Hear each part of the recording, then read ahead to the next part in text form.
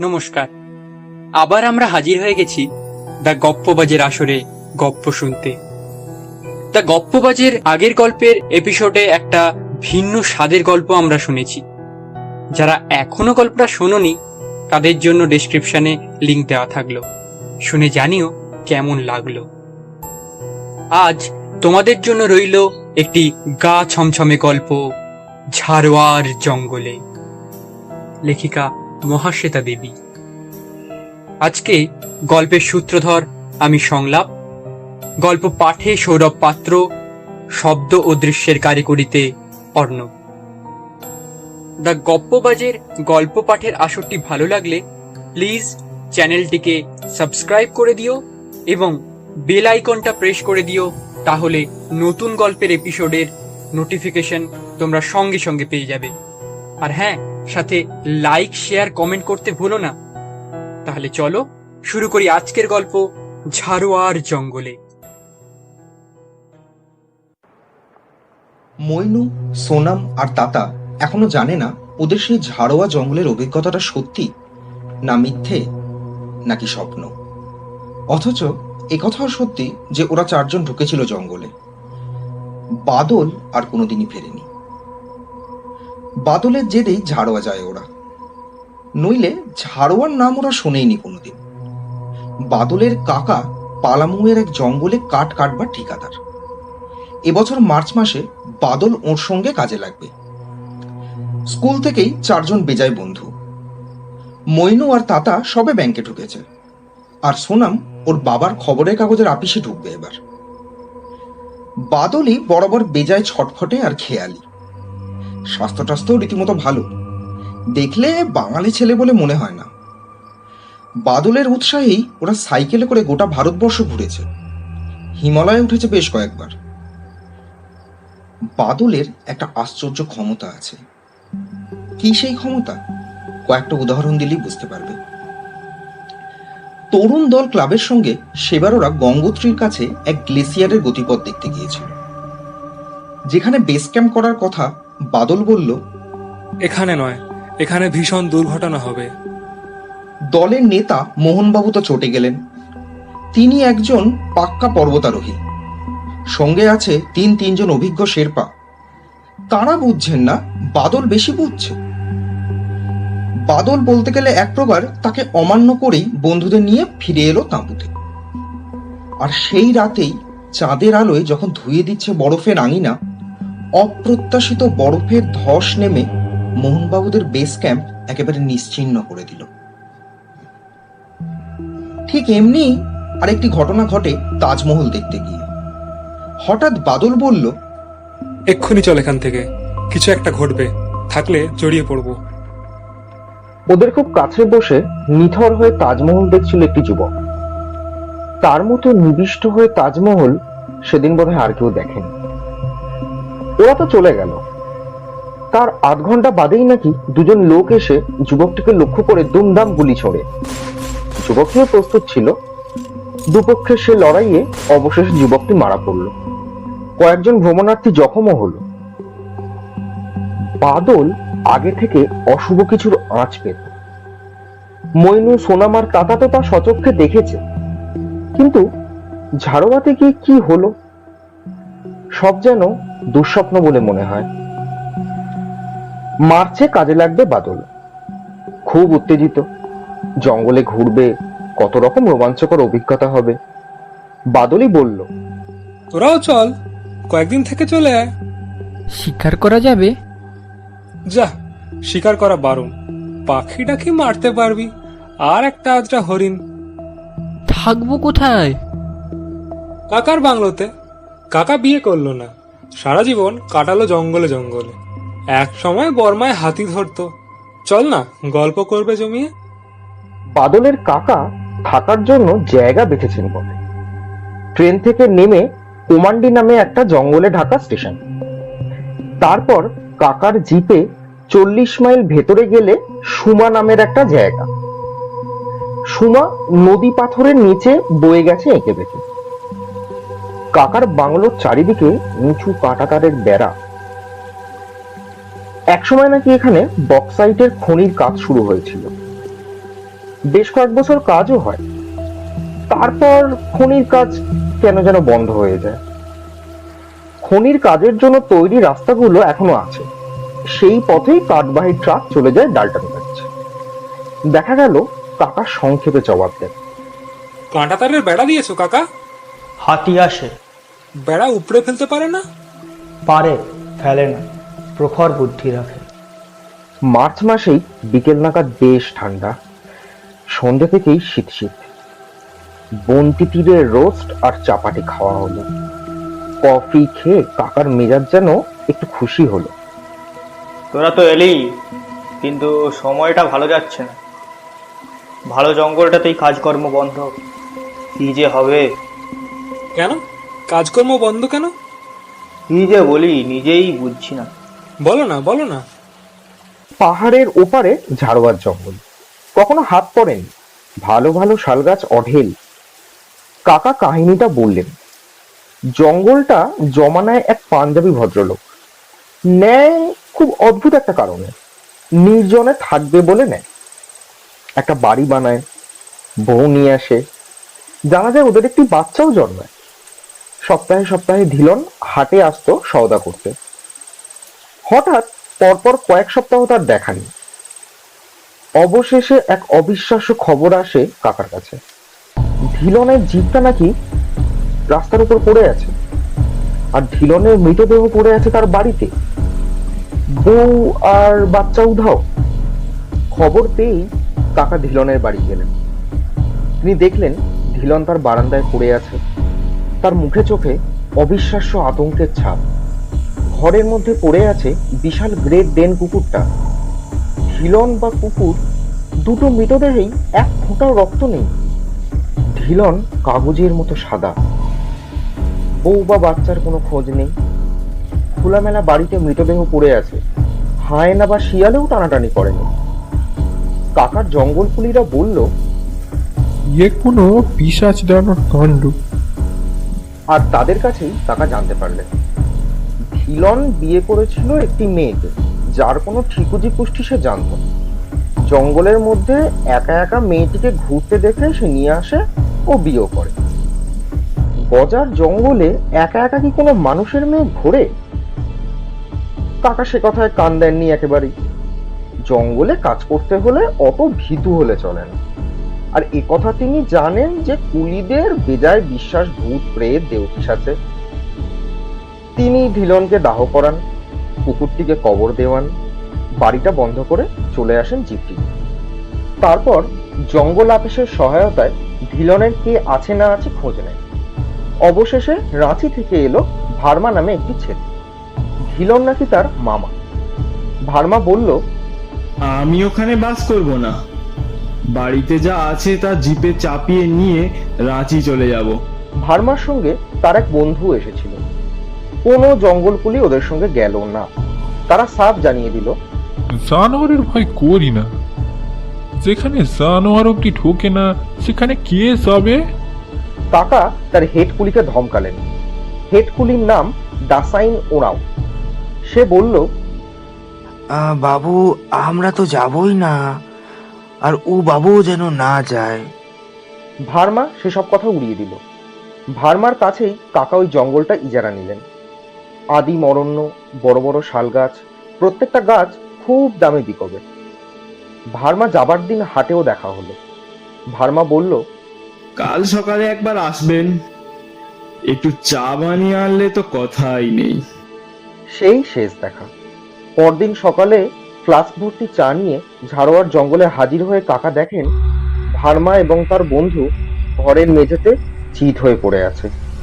দুজনেই মৃত, দুজনের চোখ অবিশ্বাস্য আতঙ্কে বিস্ফারিত, দুজনেরই শরীর রক্ত শূন্য। ছেলেরা বলল, তারপর? দুজনের গলাতেই ছোট ছোট পাংচারের দাগ ছিল। তার মানে কি?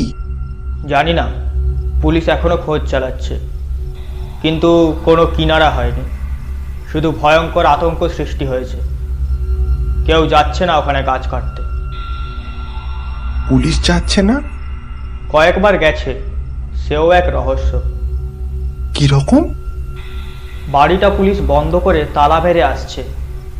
পরে গিয়ে বাড়ি খোলা পাচ্ছে, সব ঝকঝকে তকতকে। কে বলবে যে বাড়িতে মানুষ থাকে না? তার মানে কি? কোনো মানুষ আছে এর পেছনে, আমার তাই বিশ্বাস। 1070 শাল গাছ, করম গাছ, তেঁতুল গাছ, লাখ লাখ টাকার জঙ্গল, তো কেউ আতঙ্ক সৃজন করছে। কাকা খুব মুষড়ে পড়েছেন বলে মনে হলো। আসলে ঝাড়োয়ার জঙ্গলের ওপর খুব ভরসা করেছিলেন। বাদল বলল, তুমি ভাবছো কেন? আমরা 4 জন আছি, বন্দুক নিয়ে থেকে যাব ওখানে, সব রহস্য ফর্সা হয়ে যাবে। পরদিন দাসাইন ওরাও ওদের নিয়ে গেল চিপা ফরেস্টে। সেখানে এখন গাছ কাটা চলছে। দাসাইন খুব আত্মসম্মানী ও ভার ভারী ছিল। তার পরনে গেঞ্জি আর হাফ প্যান্ট এবং হাতে ছড়ি। দাসাইন বলল, তোরা যাস না ঝাড়োয়া। কেন? সেখানে কি আছে? বস, বুঝিয়ে দিচ্ছি। এই চায়লা। ওভারসিয়ারের তাঁবুর কাছে একজন কেটলিতে চা বানাচ্ছে। সেখানেই একটা কাটা গাছের ওপর বসলো ওরা। দাসাইন বলল, বাবু অনেক দূর বুঝে, লেকিন সবটা বুঝে না। দাসাইনের গল্পটা জঙ্গলে বসে মনে হয়েছিল গল্প, আর শহরে বসে মইনু, তাতা ও সোনামের আজ মনে হয় সত্যি। কেন যে এমন হয়? যাই হোক, গল্পটা এইরকম। দাসাইন বলতে শুরু করলো, আদি অন্তকাল আগে যখন পৃথিবী তৈরি হচ্ছিল, তখন বড় দেবতার সঙ্গে অসুরদের বউরা যুদ্ধ করতে যায়। তো বড় দেবতা শূন্য থেকে বউগুলোকে নিচে ফেলে দেন। তারাই হয়ে গেল পাহাড়। পাহাড়ের কোল দিয়ে বনও গজালো। আর একথাও সত্যি যে নানা রকম মানুষ এসে সব জঙ্গল, সব মাটির দখল নিয়েছে। তবু বনের কোনো কোনো জায়গা থাকে সংরক্ষিত। মানুষ সব দখল করেছে বলে পাহাড় জঙ্গলের আত্মারা মানুষের উপর ক্ষেপে থাকে, কেননা তাদের বসত ছেড়ে চলে যেতে হচ্ছে। তখন তারা কোনো কোনো জায়গায় এসে ডেরা বাঁধে। ঝাড়োয়ার জঙ্গল তেমনি এক জায়গা। এই কথা বাবু মানে না, বুঝে না। এ কথা কখনো বাবু ভেবে দেখলো না যে দিলান যেখানে ঘর করলো সেখানে গাছে পাখি বসে না, কোনো জানোয়ার ঢোকে না বাড়ির ভেতর। আর দিলানও ভেবে দেখলো না জঙ্গলের মধ্যে একটা মেয়ে কোথা থেকে এলো, বিয়া করে বসলো। অবশ্য দিলান কিছু করতেও পারতো না। যখনই ওখানে বাড়ি করেছে তখনই ও মরেছে। যখনই মেয়েটিকে দেখেছে তখন তো ওর উপর সব লেগে গেছে। ও তো মেয়ে নয়, মানুষের উপর প্রতিহিংসা নেবার জন্যে কখনো মেয়ে সেজে, কখনো হরিণ সেজে, কখনো ময়ূর সেজে মানুষকে ভুলায়। তারপর মানুষের রক্ত চুষে শেষ করে ফেলে রেখে চলে যায়। কেন? সোনাম বলল, কেন শোধ নেবে না? মানুষ গাছ কেটে পাহাড়ের পাথর চালান দিয়ে জঙ্গলের রক্ত চুষে নিচ্ছে না। তোমাদের কিছু হয়নি তো? দাসাইন শান্ত সুন্দর হাসলো, বলল, আমরা তো জঙ্গলকে মারছি না বাবু, পাহাড় জঙ্গল শেষ করে টাকা জমাচ্ছি না। আমাদের মারবে কেন? আমরা হলাম জঙ্গলের সন্তান। জঙ্গলের দেব দেবতার নিয়ম মেনে চলি। ওদের রাগ বাইরের মানুষের উপর। আমরা যাচ্ছি জঙ্গল দিয়ে। ধরো কেন জঙ্গল দিয়ে যাচ্ছি, হঠাৎ পথের উপর একটা ডাল ভেঙে পড়লো। হাওয়া নেই, বাতাস নেই, ডাল পড়লো কেন? তখনই জানলাম আর যাওয়া নিষেধ। আর যাব না, ফিরে চলে আসবো। তাতা বলল, বাড়ি পরিষ্কার রাখছে কে? যে ধিলানকে খেয়েছে সে। কেন? আরো খেতে চায়, আরো মানুষ চায়। পুলিশকে কিছু করেনি কেন? কে জানে। পুলিশকে যে কিছু করেনি তাতেই মইনুরা নিঃসংশয় হয় যে এ কোনো মানুষের কারসাজি। তখনই বাদল ঠিক করে যে ওই বাড়িতে গিয়ে ওরা থাকবে। কাকা তো শুনেই বারণ করলেন, পুলিশ অফিসারও বারণ করলেন। বারণ না করে যাও বললে বোধহয় ওদের উৎসাহ ফুরত। বারণ করার ফলে যা ছিল উৎসাহ তা হয়ে গেল জেদ। চারটে জোয়ান ছেলে, সাঁতার কাটতে, স্কুটার চালাতে, পাহাড়ে উঠতে সবাই পটু। রাইফেল ক্লাবে 4 জনই একসঙ্গে ঢুকেছিল। অল্প বিস্তর বন্দুক চালাতে সবাই জানে। বাদলের তো আবার লাইসেন্সও আছে। জঙ্গলের কাজে আসার আগেই সে লাইসেন্স নিয়েছে। মইনু কারাটে, তাতা আর সোনাম তো জুডোও শিখেছে। পুলিশ অফিসার সুজা সিং বললেন, ঠিক আছে, পাহাড়ের এবারের সময় তো রইলাম আজ। অনেকদিন বাদে জমে তাস খেলা যাবে। কাকার বাংলোয় রয়ে গেলেন সুজা সিং। আর বিকেলে ওরা যখন রওনা হলো তখন বারবার বলে দিলেন, আর হ্যাঁ, পাহাড়ে নির্জনে শব্দ বহুদূর যায়। এই হুইসেলটা রাখুন, কিছু বিপদ বুঝলেই বাজাবেন, আমরা চলে যাব। দাসাইন ওদের কিছু দূর এগিয়ে দিল আর মাথা নাড়তে নাড়তে বকবক করতে করতে ফিরে এলো। সুমা থেকে ঝাড়োয়া মাঝে একটি পাহাড়।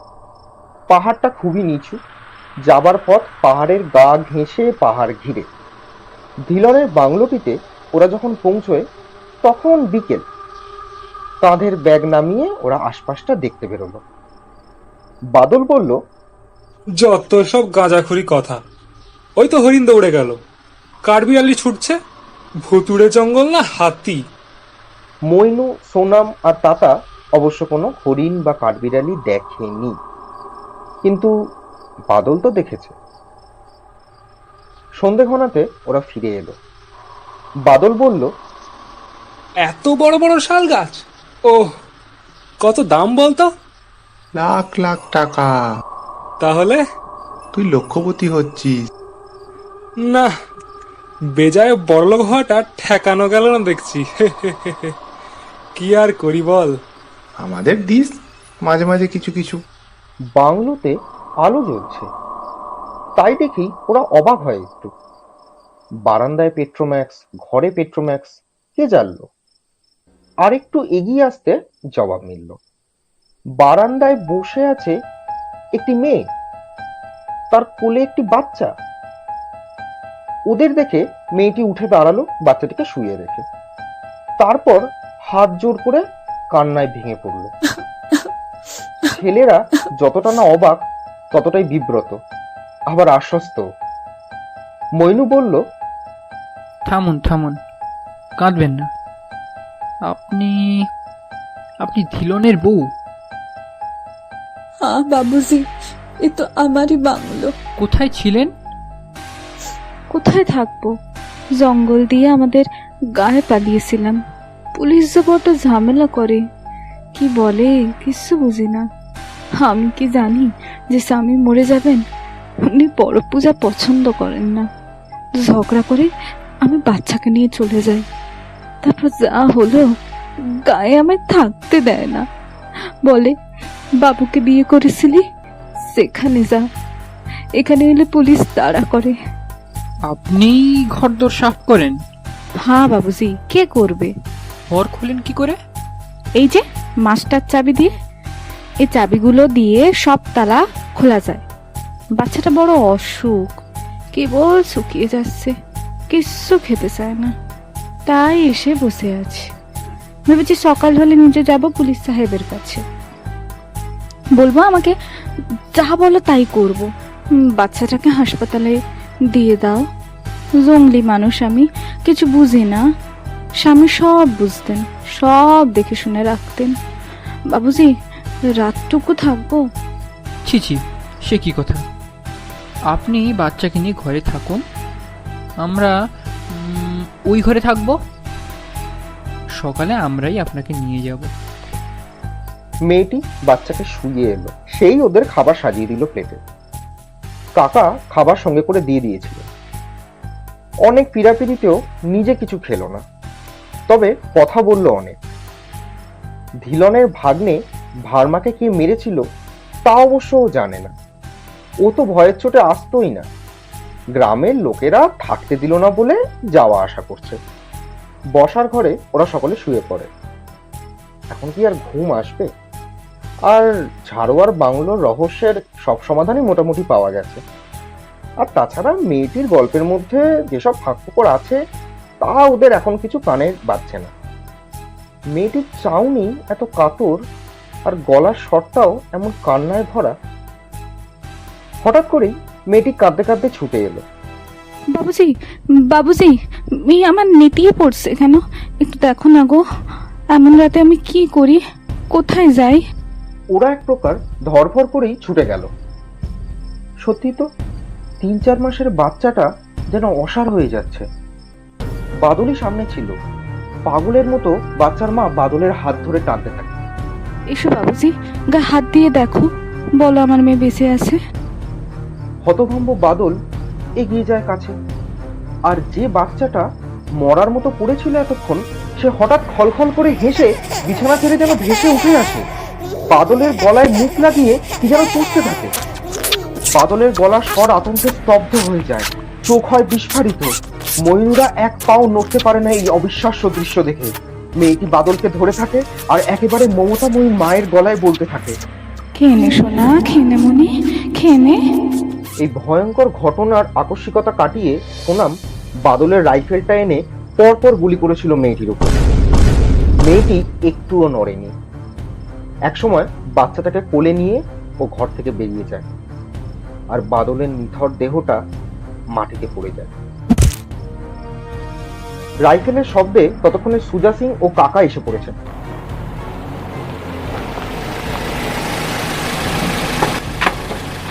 তারপর সবটাই অস্পষ্ট, ধোঁয়াটে এবং গোলমেলে।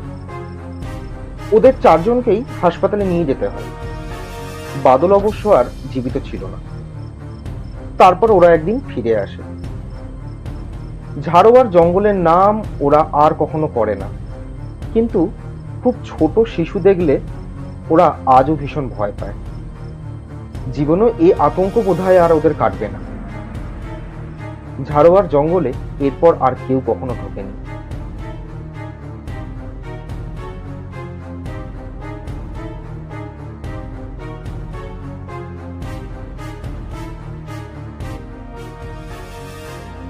এতক্ষণ শুনছিলেন ঝাড়োয়ার জঙ্গলে, লেখিকা মহাশ্বেতা দেবী।